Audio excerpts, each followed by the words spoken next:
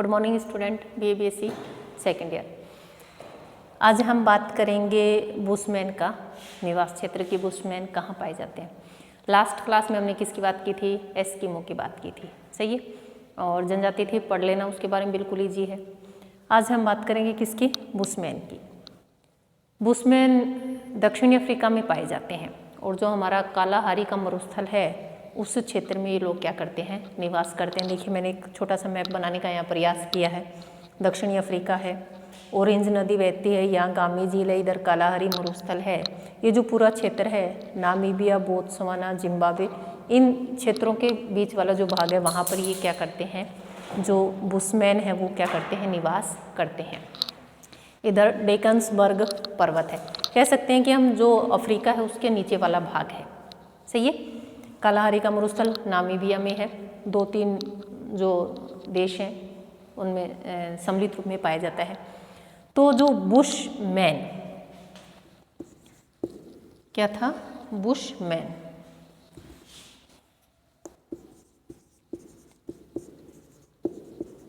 जो शब्द है वो 17वीं शताब्दी में डच जो अप्रवासी थे उन्होंने क्या किया था? दक्षिणी अफ्रीका के जो आखेट करने वाले जो मनुष्य थे उनके लिए इस शब्द का प्रयोग किया था। आपने देखा होगा कि भारत पर भी विभिन्न जो बाहर से आए उन्होंने क्या किया था? आक्रमण था। डच थे, फ्रेंच थे। तो जो डच थे 17वीं शताब्दी में ये भी क्या करते थे? भारत भ्रमण पे रहते थे, या कह सकते हैं कि विश्व भ्रमण पे रहते थे। अपने विभिन्न देशों में अधिकार करने वाली बात थी, क्योंकि डचों ने हमारे भारत पर भी क्या किया था? आक्रमण किया था। तो जो डच महोदय थे, डच थे, अप्रवासी थे, उन्होंने क्या किया था? 17वीं शताब्दी में दक्षिण अफ्रीका के जो आखेटक जो मनुष्य थे उनके लिए यह शब्द प्रयोग में किया था। कौन सा? बुशमैन, सही है। 17वीं शताब्दी में प्रयोग किया गया था। किसके द्वारा? डच अप्रवासियों के द्वारा इसका प्रयोग किया गया था। किसके लिए? जो दक्षिणी अफ्रीका के जो आखेट करने वाली जो जाति थी या जो मनुष्य थे उनके लिए इस शब्द का प्रयोग किया था। कालाहारी का मरुस्थल है, जैसे हम नाम से ही पता चलता है, यह जो जनजाति है यहाँ पर निवास करती है। अब मरुस्थल है तो किस प्रकार की स्थितियाँ यहाँ पर पाई जाती हैं? भूमि है, बलुई मिट्टी है, काली मिट्टी मिल जाएगी, जल का अभाव पाया जाता है, उजाड़ है, वीरान है, वनस्पति का अभाव पाया जाता है। भाई जैसे ही मरुस्थल नाम आते हैं ये सारी चीज़ें क्या आती हैं? हमारे ध्यान में आती हैं कि जो मरुस्थल किस प्रकार का होगा, कि शुष्कता होगी, पानी कम होगा, मरुस्थलीय क्षेत्र होगा। जो मरुस्थल है पथरीला भी हो सकता है, मिट्टी वाला भी हो सकता है। तो इस प्रकार की वहाँ पर स्थितियाँ पाई जाती हैं। उजाड़ है, उजाड़ इसलिए क्योंकि जनसंख्या कैसी रहती है? कम पाई जाती है। क्योंकि जो जब जलवायु प्रतिकूल पाई जाती है तो वहाँ पर जो जनसंख्या घनत्व है वो क्या पाया जाता है? कम पाया जाता है। अगर परिस्थितियाँ अनुकूल होती हैं तो ऐसे क्षेत्रों में जनसंख्या अधिक पाई जाती है। तो जो कालाहारी का मरुस्थल है तो हम कह सकते हैं इस निर्जन क्षेत्र में या कम जनसंख्या वाले क्षेत्र में एक यह जनजाति रहती है जिसका नाम क्या है? बुशमैन। बुश झाड़ियों को भी बोलते हैं। और आपको पता है जितने भी मरुस्थल हैं उसमें वनस्पति के नाम पे छोटी छोटी झाड़ियाँ ही पाई जाती हैं। तो हम इसको ये भी कह सकते हैं कि ऐसा मनुष्य जो झाड़ियों में रहता हो, सही है। तो आपको कंफ्यूज नहीं होना है, ये छोटे छोटे ट्रिक हैं जिसके माध्यम से आप याद रख सकते हो कि ये जो बुशमैन है एक समय आए हो सकता है आप भूल जाओ कि ये कहाँ मिलेगा, तो आपको ध्यान आ जाओ कि झाड़ियों में मिलेगा तो हाँ किसी न किसी मरुस्थल में, तो आप उस समय इंडिकेट कर सकते हैं कि हाँ कालाहारी मरुस्थल में कौन सी जाति रहती है? बुशमैन। तो ये जो बुशमैन होते हैं नाटे कद के होते हैं और बहुत कुछ जो सिमिलरिटी होती है निग्रिटो में पाई जाती है। जो बहुत कुछ जो सिमिलरिटी होती है किस जैसी होती है? निग्रिटो जैसी होती है। जिस प्रकार के निग्रिटो होते हैं उसी प्रकार की ये पाए जाते हैं। और दूसरा देखो, मैंने आपको वैसे पहले भी बताया हुआ है कि जो तापमान है या जो कह सकते हैं कि जो क्षेत्र विशेष होता है कि उष्ण कटिबंध में है, शीतोष्ण कटिबंध में है, वो क्या करता है? आपकी त्वचा के रंग का निर्धारण करता है। मरुस्थल है तो ये लोग कैसे पाए जाते हैं? काले या पीलेपन रंग में भी लिए हुए पाए जाते हैं। तो जो निग्रिटो जो जाति है उससे बहुत कुछ समकक्ष ये पाए जाते हैं जो बुशमैन हैं। इनकी हाइट या कह सकते हैं कि शरीर की लंबाई अधिक नहीं पाई जाती है। कह सकते हैं कि नाटे कद के भी नहीं है तो बहुत अधिक लंबे 5 फीट तक के ये लोग पाए जाते हैं। आगे बात करते हैं कि इनका जो बसाव क्षेत्र है कहाँ कहाँ पाया जाता है, कि इन बुशमैन को सान के नाम से भी जानते हैं। जो बुशमैन हैं इनको किस नाम से जानते हैं? सान के नाम से भी जाना जाता है। छोटे क्वेश्चन में भी आ सकता है कि सान क्या है, तो हम कह सकते हैं कि जो बुशमैन है उनको किस नाम से जानते हैं? सान के नाम से जानते हैं।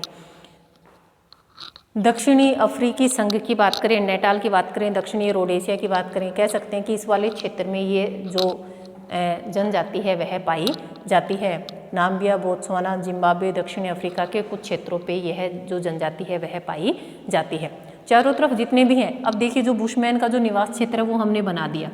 गामी झील आती है, ये जो क्षेत्र है मुख्य रूप से इसमें रहते हैं वो, ठीक है। ये जो बीच वाला क्षेत्र है इसमें निवास करते हैं। ऐसा माना जाता है कि यह जो क्षेत्र है 1,40,000 वर्ग मील में फैला है।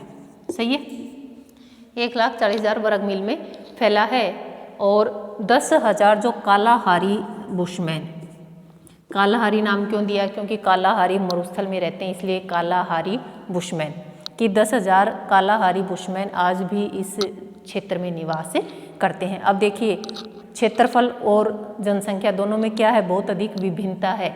उसका कारण क्या है? क्योंकि क्षेत्र कैसा है? मरुस्थल है, तापमान अधिक पाया जाता है। यहाँ पर जो गर्मी पाई जाती है 10 महीने गर्मी और मुश्किल से 1 या 1.5 महीने यहाँ पर सर्दी का काल रहता है। हम कह सकते हैं कि ग्रीष्म काल लंबा और शीतकाल छोटा पाया जाता है। अब भूमध्य रेखा के आसपास जब स्थिति रहती है तो क्या रहेगा?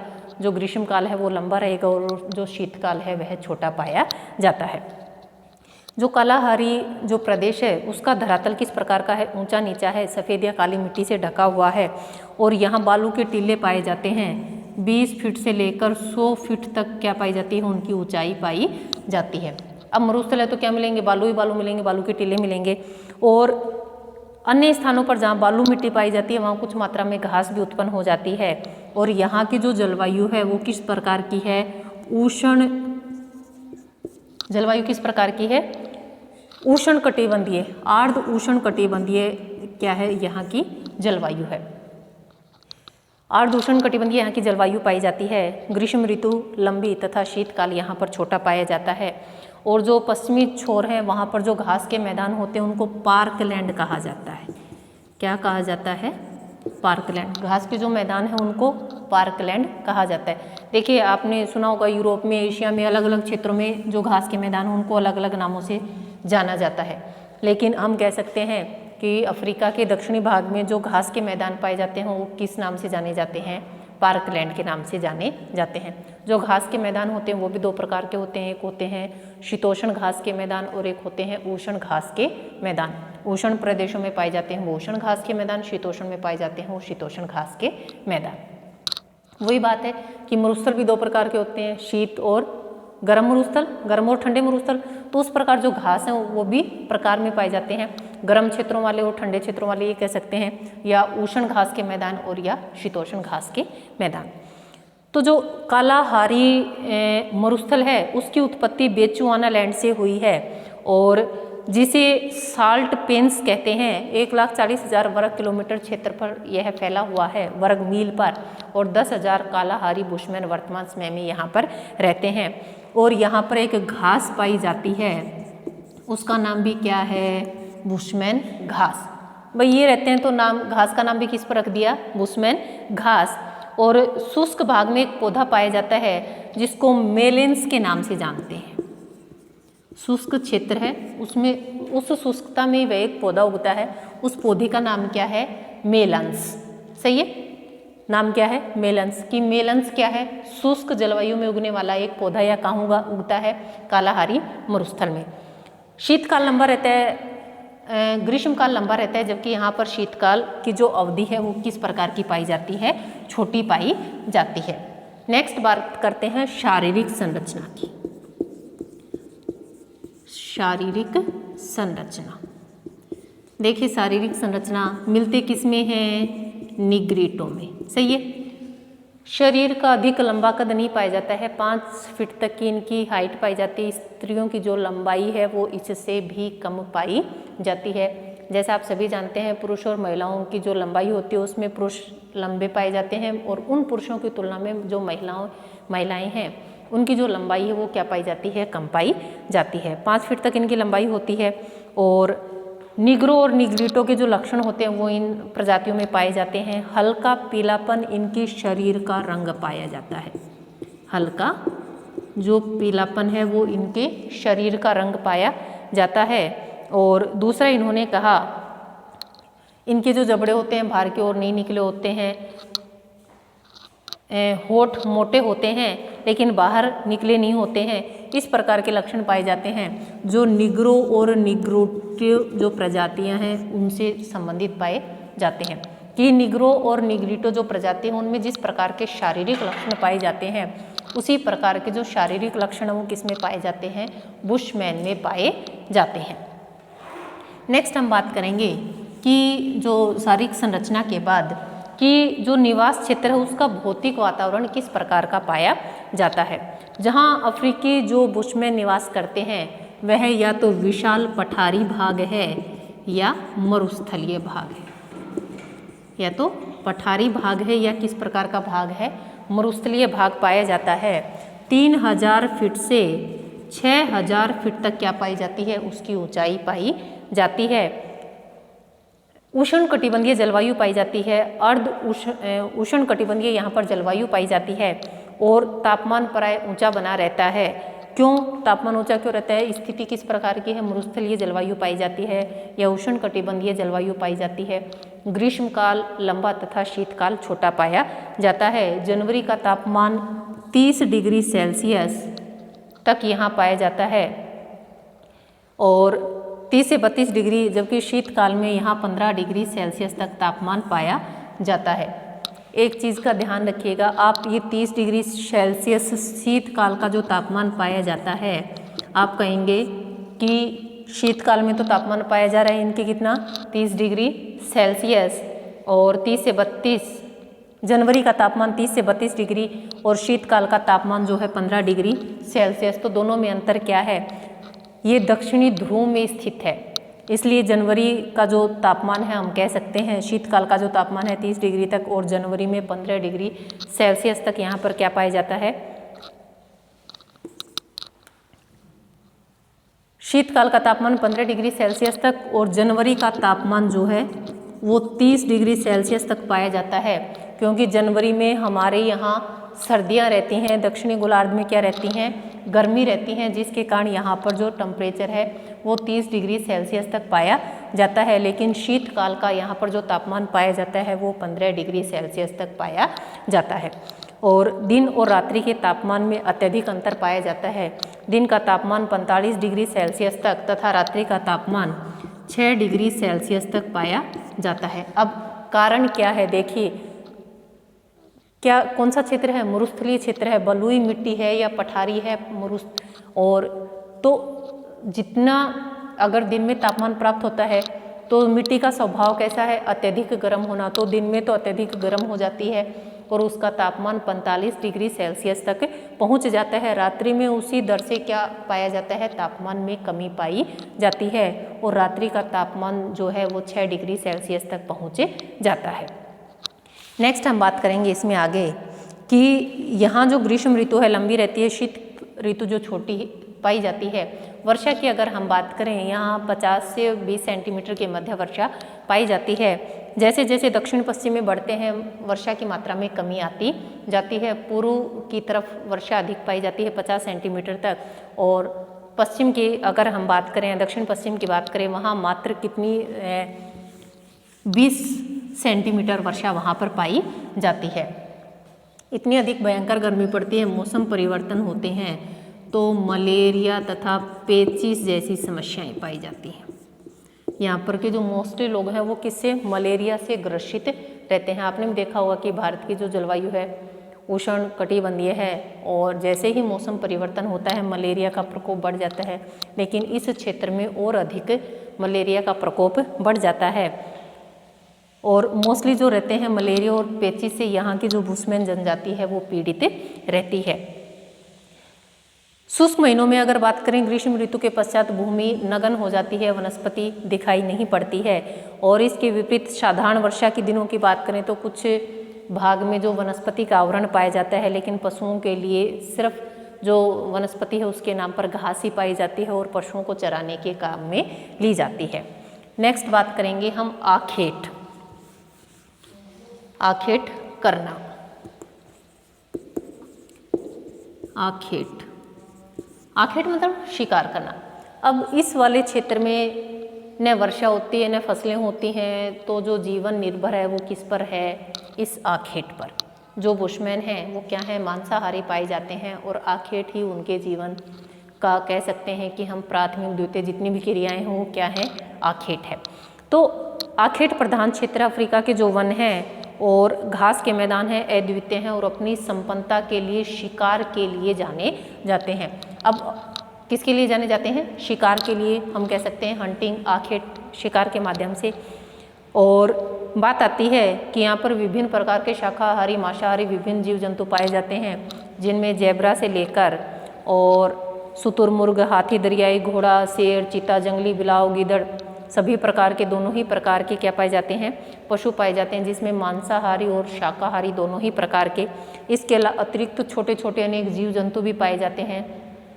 जीव जंतु में मक्खी, दीमक, मतलब वो सारी चीज़ें पाई जाती हैं। छिपकली, चींटी, मेंढक, खरगोश, चमगादड़, हंस, बतख, गिद्ध, वो सारे छोटे छोटे जीव जंतु पाए जाते हैं। और ये लोग क्या करते हैं? उन्हीं जीव जंतुओं का शिकार करते हैं और उनका अपने भोजन में शामिल करते हैं। यहाँ पर एक दीमक पाई जाती है विशेष प्रकार की, जो इन लोगों को अत्यधिक प्रिय है, जिसको बुशमैन राइस भी कहते हैं। क्या बोलते हैं उसको? Bushman rice. राइस होता है चावल, और ये जो दीमक होती है ये किसका राइस है? बुशमैन का राइस है ये, ठीक है। तो यहाँ पर एक विशेष प्रकार की जो दीमक पाई जाती है उसको किस नाम से जानते हैं? बुशमैन का राइस उसे कहते हैं, क्योंकि जिस प्रकार भारतीय लोगों को या चावल पसंद है उसी प्रकार से वो दीमक इन लोगों के लिए क्या है? चावल, इसलिए उसको क्या कहा जाता है? Bushman rice. राइस कहते हैं। ये लोग उसको बड़े चाव से खाते हैं, और जब शिकार करने जाते हैं अकेले भी जाते हैं, समूह में भी जाते हैं, और उसी प्रकार से ये लोग क्या करते हैं? शिकार करते हैं, और उसी पर इनका जो दिनचर्या है या इनके जो भोजन है वो उस शिकार पर ही निर्भर रहता है। और दूसरा, बड़े बड़े जो शिकार करते हैं उसको पशुओं को फंसाने के लिए जाल का उपयोग करते हैं, और जिसके माध्यम से समूह में ये लोग क्या करते हैं? शिकार करते हैं, अनेक नई नई विधियों का प्रयोग करते हैं। और जैसे शुतुरमुर्ग है, उसके जो अंडे होते हैं उस अंडे का खोल का उपयोग ये अपने बर्तनों के रूप में करते हैं, जल भरने के लिए या किसी अन्य सामान को रखने के लिए क्या करते हैं? उसका प्रयोग करते हैं। शिकार करना इनका मुख्य कार्य है और महत्वपूर्ण इनकी आर्थिक क्रिया मानी जाती है, क्योंकि इसी पर इनका जीवन निर्भर करता है। जो बुशमैन है वो मांसाहारी पाए जाते हैं, और आखेट है, मछली है, पौधों की जड़ें हैं, शहद, ये इनके मुख्य भोजन हैं और ये उसको अपने भोजन में शामिल करते हैं। महिलाएं होती हैं, छोटे छोटे जीव जंतुओं का शिकार करती हैं, मोस्टली कंदमूल फल को एकत्रित करती हैं, और मछली, कीट पतंगे, फल, तरबूज, उन सभी का संग्रह करती हैं। और मोस्टली जो महिलाएं होती हैं वो शाकाहारी भोजन ही करती हैं। बच्चे और जो महिलाएं हैं वो कंदमूल, फल, तरबूज वगैरह इन पर ही अपना जीवन निर्भर रखती हैं। ये लोग भविष्य के लिए अपने भोजन का संग्रह नहीं करते हैं, जितना भी होते हैं ले आते हैं, खा लेते हैं, लेकिन भविष्य के लिए उसको बचाकर नहीं रखते हैं। तो यही कारण है कि कई बार इन लोगों को भूख का भी सामना करना पड़ता है। और जो महिलाएं हैं वो क्या करती हैं? छोटे छोटे जीव जंतुओं का शिकार करती हैं। ईंधन के लिए लकड़ी तथा जल भरने का कार्य कौन करती हैं? महिलाएं करती हैं। जल को एकत्रित करती हैं या ईंधन के लिए लकड़ी काटना, वो सारे कार्य कौन करती हैं? महिलाएं करती हैं। इनके जो डेरे होते हैं वो हमेशा जल के स्रोत है उससे थोड़ा सा दूरी पर स्थित ये लोग अपने डेरे लगाते हैं, तंबू लगाते हैं। उसका कारण क्या है कि जब कोई भी शिकारी जानवर या कोई भी जानवर उस पानी पीने आए तो इनको देखकर वह भाग न जाए, इसलिए ये लोग क्या करते हैं? अपने जो डेरे होते हैं वो जल स्रोत से थोड़ा सा दूर लगाते हैं, ताकि कोई भी जानवर आए ये लोग क्या कर सकें? उसका आसानी से शिकार कर सकें। और कभी कभी तो ये जो बुशमैन होते हैं, कीट पतंगे या जो मक्खी होती है और जो चींटी होती है उसको भी खा जाते हैं। इनके घर किस प्रकार के होते हैं? जो बुशमैन होते हैं इनके घर किस प्रकार के होते हैं? स्थायी घर नहीं रहते हैं, क्योंकि जहाँ शिकार मिलता है वहाँ ये लोग क्या करते हैं? वहाँ कह सकते हैं स्थायी निवास क्षेत्र नहीं है, इनके घूमते फिरते रहते हैं उसी प्रकार से, जहाँ शिकार मिल गया शिकार किया और फिर आगे बढ़ जाते हैं। लेकिन वर्तमान समय में ये लोग धीरे धीरे स्थायी निवास भी बनाने लगे हैं और थोड़ी बहुत खेती का कार्य भी करने लगे हैं। तो ये लोग जो अपनी झोपड़ी बनाते हैं उसको क्या करते हैं, अपनी झोपड़ी बनाते हैं, केवल जो शुष्क ऋतु होती है उसी में ये लोग क्या करते हैं, जल स्रोत के पास जमा होते हैं, वहीं अपनी झोपड़ी बनाते हैं और कोई भी पेड़ वगैरह होता है उसी के ऊपर ये अपनी झोपड़ी बना लेते हैं 4 फीट की ऊंचाई पर। उसका रीज़न क्या रहता है, ये अपनी सुरक्षा को भी ध्यान में रखकर क्या बनाते हैं, थोड़ा सा ऊंचाई पर अपना घर बनाते हैं। और जो दीवारें होती हैं वो भी घास फूस की बनी होती हैं, जो फर्श होता है वो भी किसका बना होता है, घास फूस का। जो भी संसाधन उपलब्ध हो गए घर किसका बनाएंगे, उसी का बनाएंगे। तो इनके जो घर होते हैं वो घास फूस के बने होते हैं। झोपड़ी होती है, झोपड़ी झुंड में भी होती है, 4 फीट ऊंचे खंभे पर बनी होती है और उसका जो दरवाज़ा है वो बिल्कुल छोटा रखा जाता है सुरक्षा की दृष्टि से। और दूसरा रीज़न ये है कि सर्दियों में ये लोग गुफाओं और कंदराओं में चले जाते हैं अपने आप को सुरक्षित रखने के लिए। सर्दियों में शीतकाल में लोग प्रवास कर जाते हैं, गुफा और कंदराओं में चले जाते हैं। इनके जो वस्त्र हैं वो किस प्रकार के पाए जाते हैं, जो बुशमैन है, अब कालाहारी मरुस्थल में ये लोग निवास करते हैं तो अधिक वस्त्रों की आवश्यकता इनको नहीं पड़ती है। पुरुष एक तिकोनी लंगोट पहनता है और औरतें अपने शरीर को ढकने के लिए चमड़े का प्रयोग करती हैं। वो एक जो स्त्रियों का जो एक प्रधान चोंगा होता है उसको बोलते हैं कारोस। क्या बोलते हैं, कारोस। कारोस क्या है, महिलाओं द्वारा पहना जाने वाला एक वस्त्र। छोटे क्वेश्चन में पूछ लिया जाता है कि कारोस क्या है, कि महिलाओं द्वारा पहना जाने वाला एक वस्त्र। और इसी में क्या करती हैं, ये कारोस इस प्रकार का होता है कि इसी में अपने बच्चे को भी लपेट लेती हैं और जो अपने भोजन वगैरह की जो सामग्री एकत्रित करती हैं, इकट्ठा करती हैं, उसको भी उस कारोस में लपेट लेती हैं। और बुशमैन चमड़े की टोपी और जूतों का प्रयोग करते हैं। आपको पता है कि इस क्षेत्र में अत्यधिक सूर्य की तिरछी किरणें रहती हैं, तेज़ किरणें रहती हैं और अपने आप को बचाव करने के लिए वो लोग क्या कर लेते हैं, जो टोपी है, चमड़े की टोपी और जूतों का प्रयोग करते हैं ताकि जो तापमान है उसका के प्रभाव से वो लोग बच सकें। इनके औजार किस प्रकार के पाए जाते हैं, इनके जो औजार या यंत्र हैं वो किस प्रकार के पाए जाते हैं। देखिए, शुतुरमुर्ग का जो अंडे का खोल होता है उसको ये भोजन या पानी एकत्रित करने में उसको उपयोग में लेते हैं, कोई भी सामान रखने में उसको उपयोग में ले लेते हैं। और तीर कमान फेंकने वाला भाला, बर्छी, इन सभी चीज़ों का ये यंत्रों में उपयोग करते हैं। डंडा है, भाला है, बर्छी है, अग्नि दंड का भी उपयोग करते हैं। आग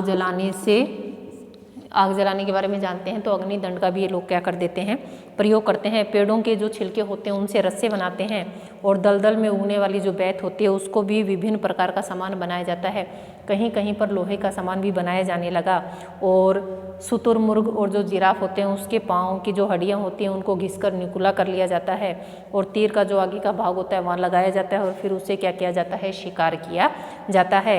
और इसके अतिरिक्त धनुष बाण के अतिरिक्त ये लोग जो छड़ी है, चाकू है, अग्निदंड है उसको भी अपने साथ रखते हैं। अग्निदंड को रगड़कर क्या कर लेते हैं, आग को उत्पन्न कर लेते हैं, आग पैदा कर लेते हैं। और जो शुतुरमुर्ग है उसके जो अंडे का जो खोल होता है उसका उपयोग जल को भरने में और आभूषण बनाने में क्या कर लेते हैं, ये लोग उसका उपयोग कर लेते हैं। लास्ट बात करेंगे सामाजिक व्यवस्था की। सही है, सामाजिक व्यवस्था कि इनकी जो समाज की संरचना है वो किस प्रकार की पाई जाती है। देखिए, इनकी जो सामाजिक संरचना है, छोटा सा दल होता है जो विवाह और रक्त से संबंधित पाया जाता है। और जो विवाह होता है दूसरी टुकड़ी में होता है। छोटे छोटे दल होते हैं, व्यापार के लिए एक स्थान से दूसरे स्थानों पर जाते रहते हैं और उनके बीच में आपसी प्रतिस्पर्धाएं भी चलती रहती हैं। ये लोग भोजन और चमड़े के बदले शस्त्र और आभूषण प्राप्त करते हैं। एक तो शस्त्र, क्योंकि शिकार करने के लिए किसकी आवश्यकता पड़ती है, शस्त्र की, और नारी श्रृंगार के लिए आभूषण की। दोनों का ही क्या करते हैं, ये लोग व्यापार करते हैं। और बहुत कम मौलिक परिवर्तन इनके रहन सहन में हुआ है।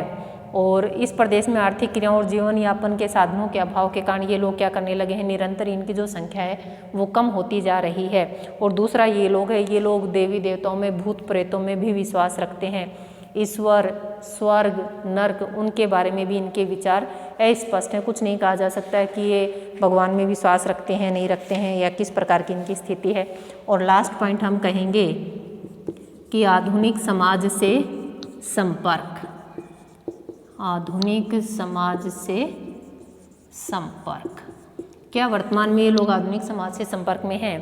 वर्तमान समय में कालाहारी के जो बुशमैन हैं उनकी जो जीवन शैली है उसमें धीरे धीरे क्या आता जा रहा है, परिवर्तन आता जा रहा है। इनकी जो आर्थिक क्रियाएं हैं जैसे आखेट है, उसके साथ साथ ये लोग क्या करने लगे हैं, जहाँ पर जल की प्राप्ति हो जाती है वहाँ पर फसलों का उत्पादन इन्होंने प्रारंभ कर दिया है। कुछ मात्रा में खेती भी करते हैं, व्यापार भी करते हैं, अन्य लोगों के साथ व्यापार भी करते हैं, जिसके कारण इनकी जो भोजन सामग्री है उसमें परिवर्तन आता जा रहा है। पहले जो इनकी भोजन सामग्री होती थी सिर्फ आखेट पर निर्भर होती थी, लेकिन वर्तमान समय में खेती या हम कह सकते हैं कि कृषि उपज भी इनके भोजन का मुख्य इनके भोजन में शामिल है। और यही कारण है कि धीरे धीरे इनकी जो भोजन सामग्री है उसमें परिवर्तन हो रहा है।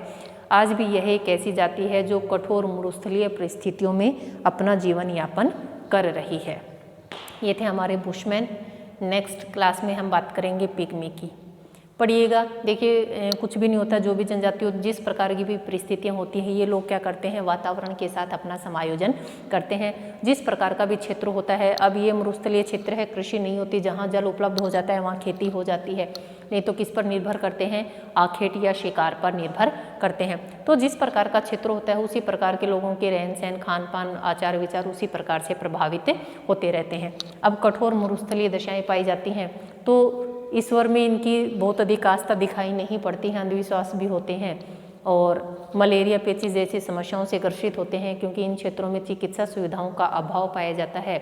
और ये जो बुशमैन हैं जो आधुनिक समाज के संपर्क में इतना अधिक नहीं है कि इनकी समस्याओं का क्या किया जा सके, समाधान किया जा सके, और आज भी ये लोग इन कठिन परिस्थितियों में अपना जीवन यापन कर रहे हैं। ठीक है, मिलेंगे नेक्स्ट क्लास में एक नई जनजाति के साथ। धन्यवाद।